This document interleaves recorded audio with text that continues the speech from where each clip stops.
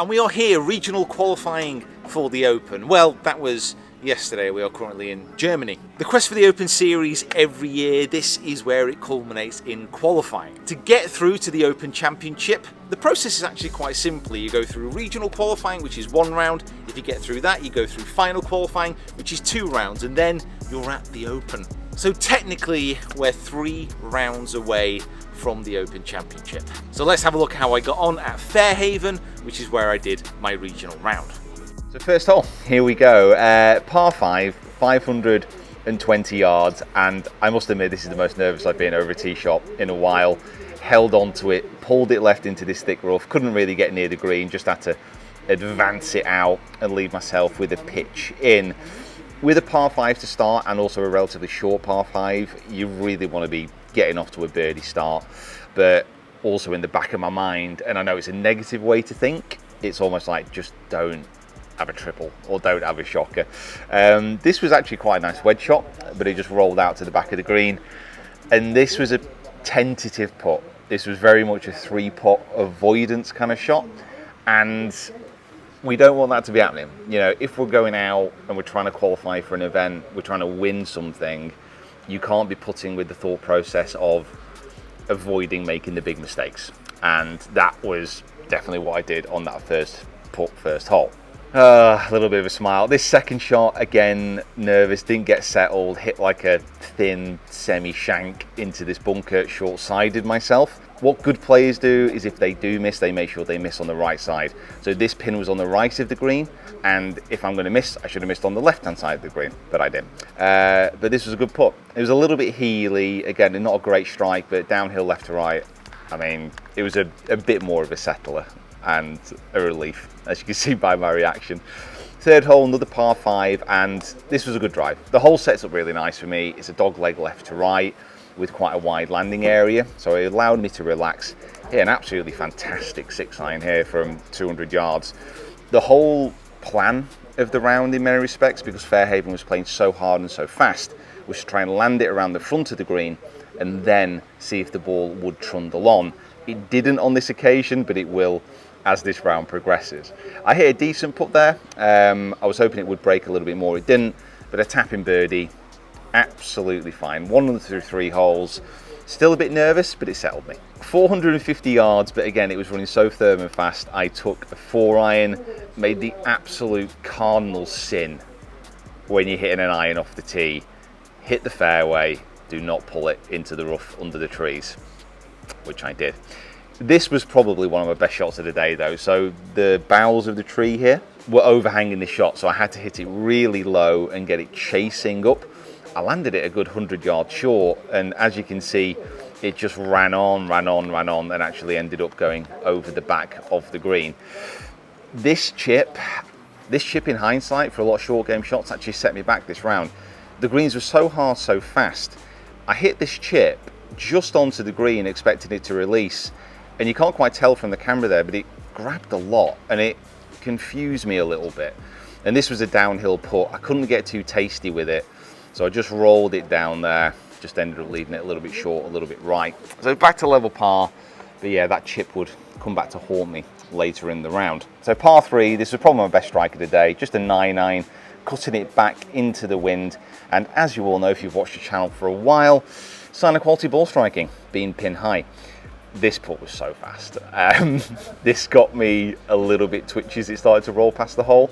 Again, this putt probably for the rest of the round got in my mind a little bit, because when it's downhill and the greens at Fairhaven, they were rolling pretty good, but they were so dry, they were getting a bit crispy. And if you played links golf before, when it gets dry, when it gets crispy and fast, the greens kind of take on a bit of a sheen, and that's when it starts to get a little bit, yeah, your hands get a little bit worry. Again, 6th hole, iron for safety. What's the one thing you can't do? Miss the fairway. It actually pitched on the right edge of the fairway and just took a horrible kick. Managed to hack it out, but again, I missed in a terrible spot. Left of this green, as you will see by this chip shot, is not where you want to be, because you've got to hit through these bunkers.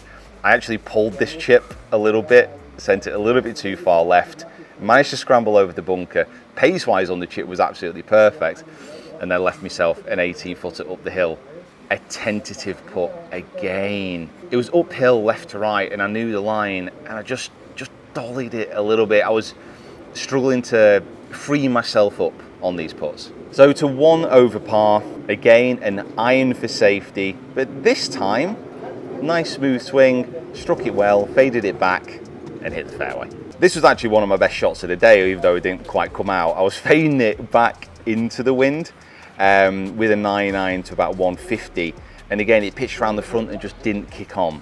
Got a little bit unlucky with that. Left myself this really long putt, best strike of the day, probably of any club, well, apart from the 11th that we'll get on to. Cozied it up there to about 3 foot, left myself a left to righter though, and you can see how far left I'm aiming here, but managed to get it in. That was a nice putt. I was happy with that. Needed to start getting a little bit more aggressive. Took the driver and over faded it, but to the bunkers on the right of this hole, after them the rough is relatively light. So I found a good lie, held off this wedge, pitched it further up the green this time, and lo and behold, what happens? It runs through the back. Of course it does. This was a relatively simple 2-putt. Again, I just wasn't really threatening the hole. At the start of this round, certainly the first 9 to 12 holes, I just wasn't putting myself in a position where I could attack a lot of these birdie putts. This was a really, really good drive. Just stayed slightly left of where I was intending, but it opened up the pin for the second shot, leaving myself just a flick with a wedge. And I hit the wedge this time exactly how I wanted to. I just pulled it 10 yards left. Got slightly aggressive with this putt and it just got a little bit messy. I just wasn't really hitting the shots exactly where I wanted to. Messy 3-putt, walking off 9-2 over when realistically I should have been level or under. It left a little bit of a sour taste in the mouth.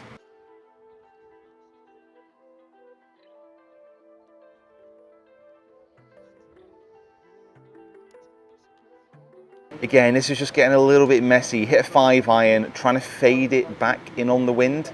And if I was feeling fully confident, I would have drawn it back into the breeze. This was an absolutely horrendous putt though. It was uphill, then down, and I just overhit it. Touch wasn't there. And again, this was quite a poor return putt. Just misread it and left it out to the right of the hole.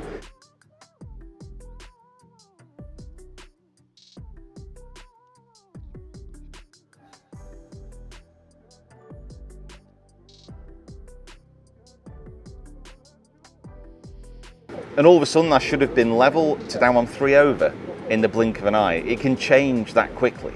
Now I'm going to take a moment here on the 11th to pause. This is a 500-yard par 4, swinging left to right around the corner, wind off the left and out of bounds right.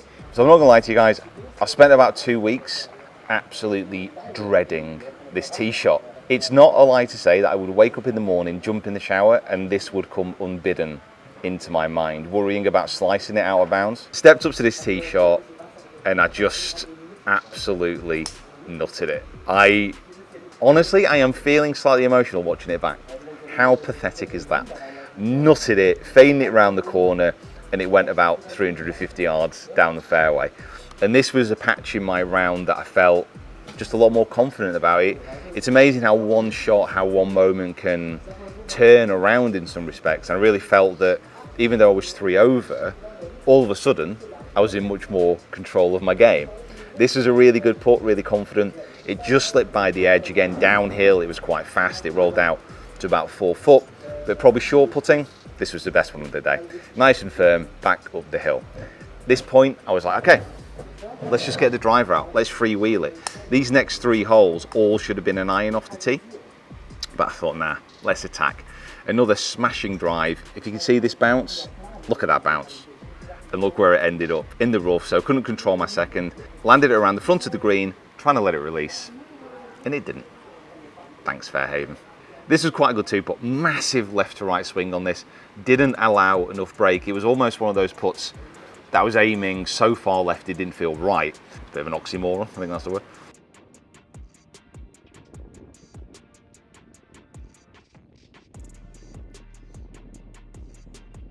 Again, 13th, got the driver out. In practice round, this was just an iron.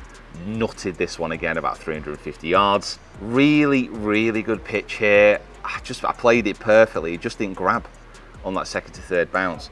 Greens this hard and this crusty, just not playing them for a while. I'm just going to pause after this putt and just look at the reactions. My reaction, my dad's reaction,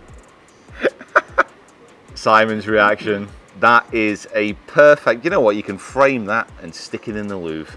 That was an awful putt. It was so tentative. I just dollied it downhill. Oh dear. Hit a really good driving iron down 14. Driving iron, by the way, I've got a new one in the bag. I'll talk about that in another video.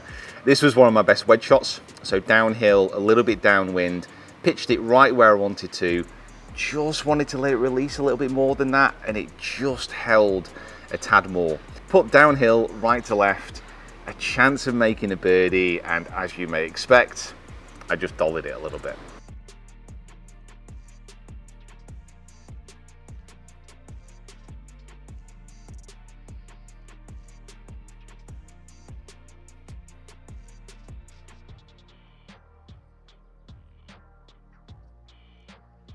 Took a gamble on the 15th. This is a super tight par 5. Ended up just in the left rough before the gorse. I chopped out a driving iron trying to run it up to this green and ended up in quite a decent position. But the fairways, man, were just so tight here. I almost didn't want to take a lob wedge.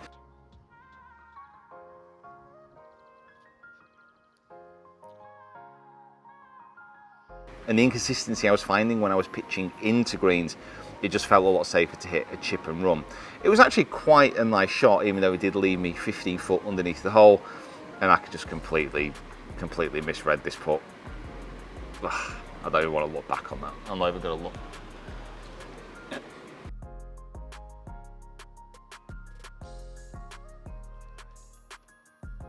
3 holes to go and I'm 3 over par. I've had a look at the leaderboard at this point, and I know that realistically, if I want to get through, I'm gonna have to find 3 birdies. We've got 500 yard par 4, a shortish par 3 that's just surrounded by hellish bunkers, and then a par 5 to finish, which you can get home in 2, although it's a very difficult tee shot. This tee shot on the 16th, it wasn't my best. It kind of came out of the toe, flared up to the right hand side, and it just bounced off the back of the bunker. It was close to going out of bounds. I hit a really good 6 iron. I had about 240 yards left in.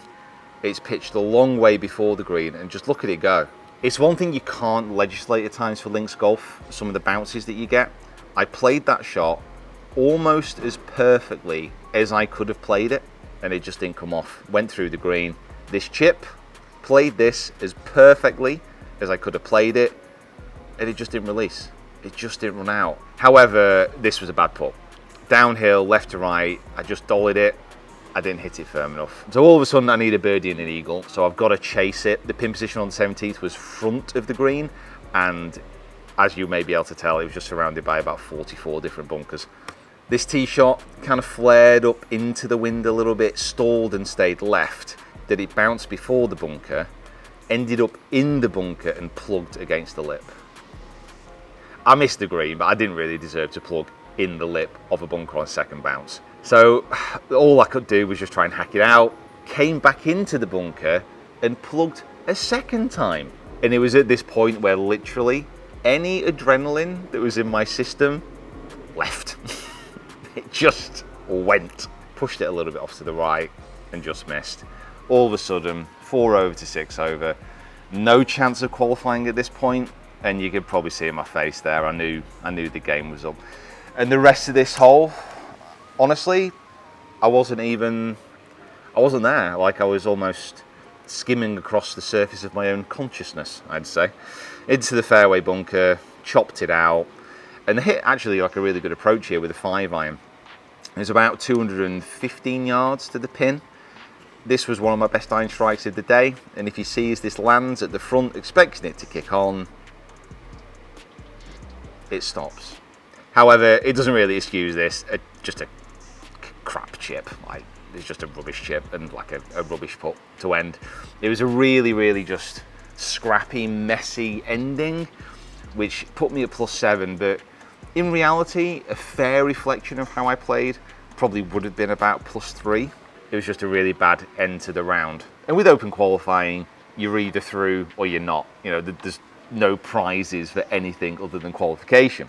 So it was a scrappy end, a bit messy and unfruitful. So that is the end of qualification and the end of the Quest for the Open series. It's the 150th Open at St Andrews this year, and I think this is a nice time to say, okay, as far as a playing series is concerned, it's been fantastic, it's been a wonderful experience, but it's time to move on to something else. And also with these competition vlogs which we've been filming, the whole point is that I film, I learn, and I pass that information on to you guys. And to do that from a single round culmination is actually quite difficult because it puts so much pressure on that one event.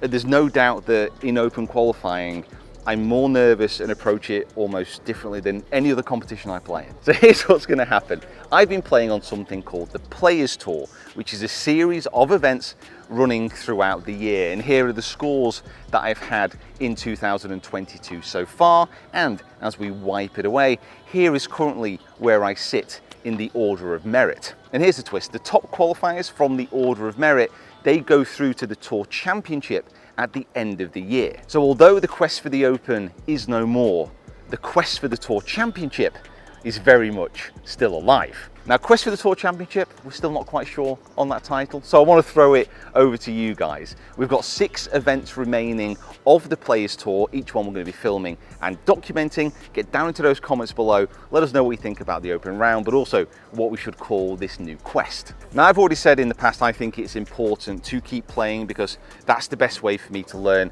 and to pass that on to you guys. I just want to say a massive congratulations to everybody who has gotten through open qualifying. It's a intense, hard process, and if you actually make it all the way through to the Open, it must be just an amazing feeling. I am still going to be up at St Andrews. I'm up there working for the week, so if you do see me, come and say hello, and it's going to be an amazing party really in St Andrews, the home of golf, the 150th Open. It's going to be amazing. Right, I need to get ready. I'm off to play in the Pro-Am in Germany. Life comes at you quick. There's no time to stop and think. Oh, that rhymes.